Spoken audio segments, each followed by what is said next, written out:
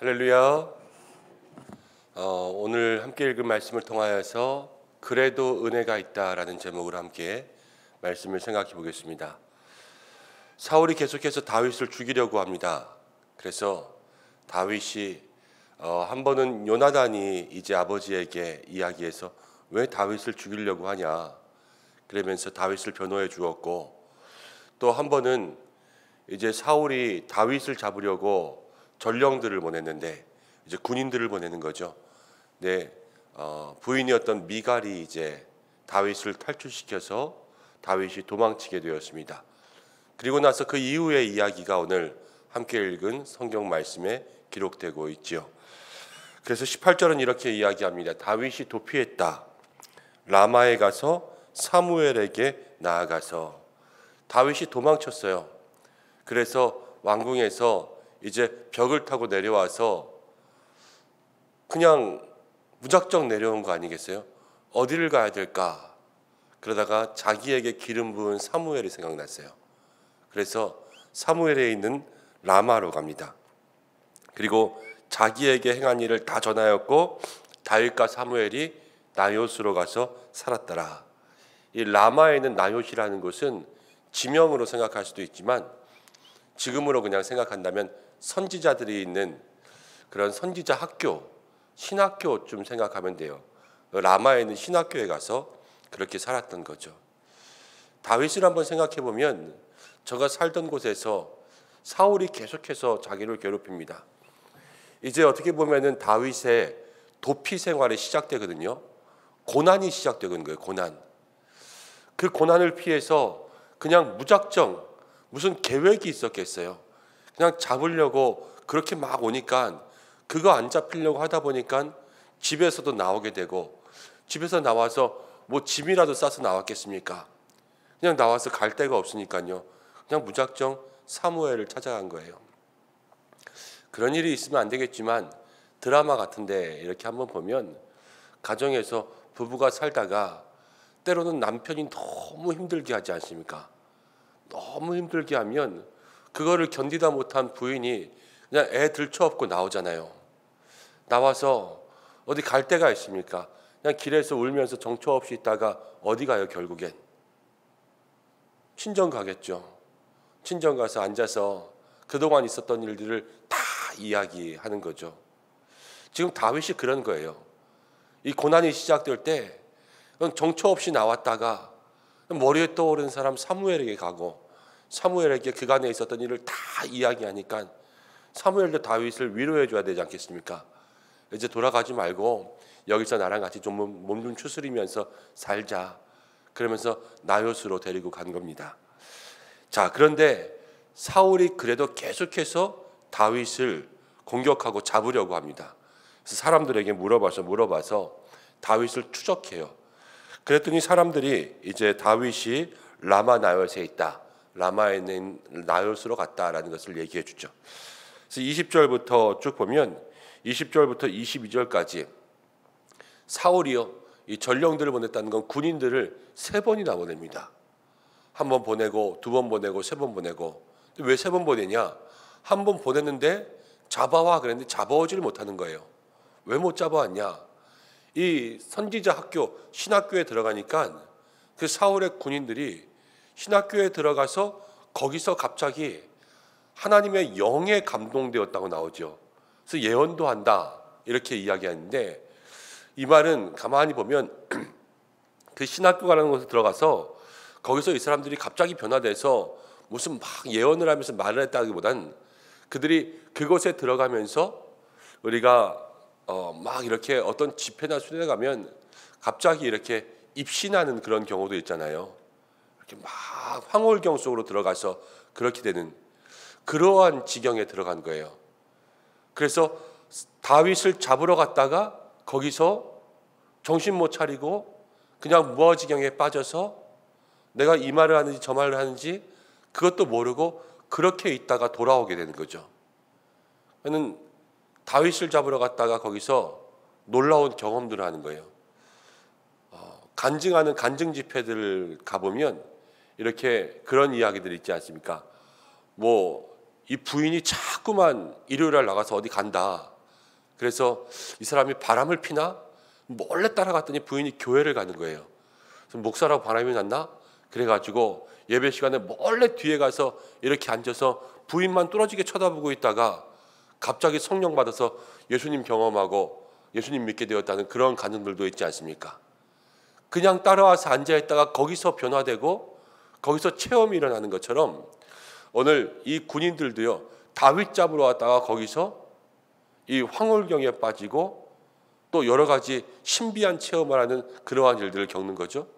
그래서 다윗을 못 잡고 다시 돌아오고 두 번째 또 보냈는데 또 그렇게 그런 일들을 경험하고 세 번째 또 보내도 또 그런 일들을 경험하고 아무도 다윗을 잡지 못합니다. 그러니까 사울이 이제 내가 가야 되겠다. 자기가 직접 다윗을 잡으러 이 나요스로 가요. 근데 신학교에 들어가는 그 순간, 발을 딱 들여놓는 그 순간에 사울에게도 하나님이 역사하는 거죠. 그래서 사울이 자기의 힘으로 하는 것이 아니라 하나님의 영이 임하여서 저도 이제 영을 체험하고 거기서 황홀경으로 빠집니다. 그래서 자기의 정신이 악령이 되는 거예요. 오늘 말씀 가운데 보니까 라마나요까지 이르기에 걸어가면서 예언을 하였다. 라마에 딱 들어가서 이 신학교 들어가고 신학교의 그 모든 길까지 걸어가는 그 동안에 이 사람은 방언을 했든지 무슨 말을 했든지 기도를 했든지 그냥 자기의 입술이 이야기하는 대로가 아니라 그냥 우리가 방언할 때 입술이 막 얘기하는 것처럼 그렇게 얘기하면서 갔고, 그가 또 옷을 벗고 사무엘 앞에서 예언을 했고, 옷을 다 벗고 사무엘 앞에 서서 자기가 무슨 말을 하는지도 모르고 얘기하는 거예요. 근데 성경 가운데 보면 옷을 벗는다 그러는 것은 부끄러운 수치를 얘기하는 거거든요. 지금 사울이 사무엘 앞에서 부끄러운 일을 당했습니다. 그리고 하루 밤낮을 꼬박 24시간을 옷을 홀딱 벗고 그냥 있는 거예요. 엄청나게 부끄러움을 당한 거죠.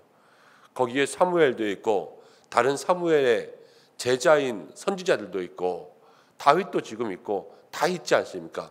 그 앞에서 자기가 옷을 벗은 줄도 모르고 이렇게 벗고 하루 밤낮을 꼬박 있게 되었습니다.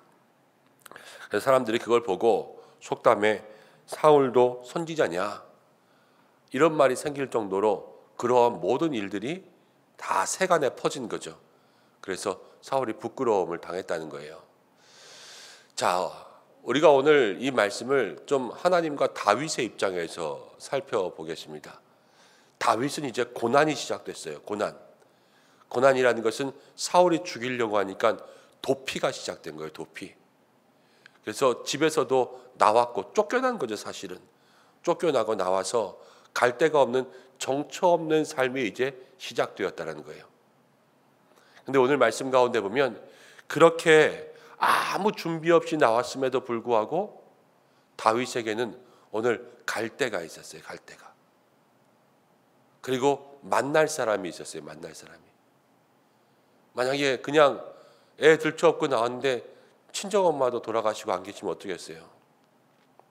다 친구들도 없고 그렇다면 정말 그건 안타까운 그런 상황 아닙니까? 근데 다윗이 지금 아버지의 집에도 못 가죠. 왜냐하면 자기가 아버지의 집 가면 아버지도 해를 당할 수 있으니까 아무 데도 못 가고 있을 때 그래도 사무엘이라는 하나님의 사람, 자기에게 기름 부은 그 사람이 생각난 것. 하나님 살 길을 주시는 거예요. 살 길을. 그리고 라마 나요세 가서 이제 다윗이 거기에 거할 수 있도록 하십니다. 다윗을 잡으러 4번 왔어요. 그런데 이 전에 19장에서만 봐도 사울이 다윗을 잡기 위해서 창도 던지고 또 미갈과 같이 자고 있을 때 사람들을 보내서 다윗을 죽이려고 해서 미갈이 탈출시켜주지 않습니까?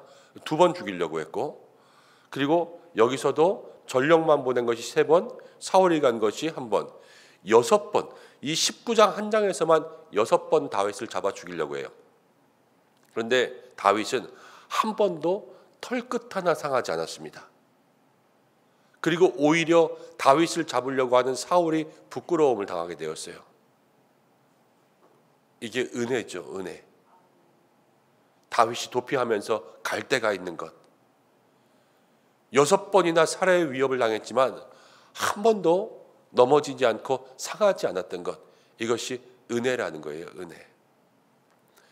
고난 가운데 있고 도피가 시작되었지만 그래도 은혜가 있습니다. 우리 성도들에게도 마찬가지입니다. 우리가 살아가면서 힘들고 어려운 일 많이 겪습니다. 그러나 힘들고 어려운 일 가운데도 그래도 은혜가 있어요. 그 속에 하나님께서 살게 하시는 것이 있고, 우리가 아파 몸져 누워도 하나님 우리에게 숨쉬게 하시고, 우리가 때로는 정말로 힘들고 어려워도 그래도 밥 굶지 않게 하시고, 그래도 갈 데가 있게 하시고, 우리 진정으로 갈 데가 어딥니까? 저는 우리 성도님들이 진정 갈 데가 교회였으면 좋겠어요. 너무 힘들고 어려울 때 그래도 교회에 나올 때가 있고, 그래서 기도할 때가 있고, 무릎 꿇을 때가 있고, 그리고 여러분들에게도 사무엘이 필요해요. 힘들고 어려울 때 찾아갈 사람. 아까 친정엄마 얘기했지만 친정엄마가 아니라도 교회 가운데, 아니면 친구들이라도, 권사님들이라도, 장로님들이라도, 목회자라도 찾아와서 자기의 마음에 있던 모든 것들을 다 얘기할 수 있는 그런 사무엘이 필요하고, 하나님께서 그런 사람들을 예비하신 줄로 믿습니다. 그게 은혜예요. 그리고 여러 가지 많은 고비와 위험 가운데 있었지만 그래도 하나님께서 여기까지 살려주신 것은 6번이나 살해의 위협을 당했지만 그래도 살고 있는 다윗과 같은 거 아닙니까? 그렇게 생각해 보면 그래도 우리에게도 은혜가 있는 거예요. 그리고 앞으로도 우리에게 하나님의 은혜가 있을 줄로 믿습니다. 오늘도 내게 주시는 은혜, 내일도 주실 은혜, 그래도 부어주실 은혜, 아무리 힘들고 어려워도 갈 때도 만날 사람도 생명도 지켜주시는 그러한 하나님의 은혜를 생각하고 오늘도 힘을 내어, 내일도 힘을 내어 살아갈 수 있는 믿음의 성도들 되시기를 간절히 축원합니다. 함께 기도하겠습니다. 고마우신 아버지 하나님, 오늘 우리를 불러주시고 말씀을 통하여서 그래도 우리에게 은혜가 있음을 깨닫게 하시는 줄로 믿습니다. 도피의 생활이 시작되고 사울이 죽이려는 가운데서도 다윗이 정처 없이 떠나왔지만 갈 데를 만들어주시고 만날 사람을 주시고 수많은 살해의 위협 가운데도 털끝 하나 상하지 않게 지켜주신 줄로 믿습니다. 하나님, 우리에게도 이런 은혜 허락하여 주시옵소서. 하나님, 우리에게 갈 곳이, 만날 사람이 아버지 모든 어려움 가운데 구원해 주시고 인도해 주시는 하나님의 손길이 날마다 있게 하시고 있음을 경험하게 하시고, 그래서 더 큰 믿음 가지고 하나님과 동행하는 믿음의 삶이 되게 역사하여 주옵소서. 주의 안에 있을 때에 하나님의 역사가 있는 줄로 믿습니다. 이제 그의 안에 거하라 말씀하신 것처럼 날마다 하나님 안에 살아갈 수 있는 믿음의 삶이 되게 도와주시고 마음의 중심에 늘 주님 모시는 저희가 되게 하여 주옵소서. 오늘 한 날을 살아갑니다. 사랑하는 성도들에게 은혜 주시고 또 가정과 삶과 자녀와 일터를 지켜주시고 영과 육으로 강건하게 도와주셔서 하나님 영광 위에 살아갈 수 있도록 도와주시고 오늘도 모든 환우들을 기억하셔서 기도하는 모든 것들 주의 뜻 가운데 응답되게 하시며 사랑하는 교회와 또 목장과 기관 또 모든 성도들 한 사람 한 사람 하나님께서 인도하시고 지키시고 보호하여 주옵소서. 온 열방 가운데 함께 하실 주님을 기대하오며 예수님의 이름으로 기도드립니다. 아멘.